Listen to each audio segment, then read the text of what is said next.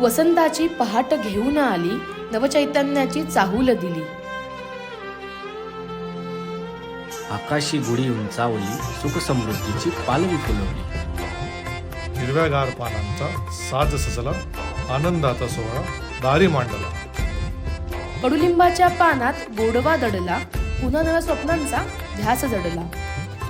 मंगलगंध दरवळू लागले, आशेचे किरण पुन्हा उजळले. उत्सवाच्या रंगांनी मन रंगले, नाती नव्या उमेदीनं गुंफले.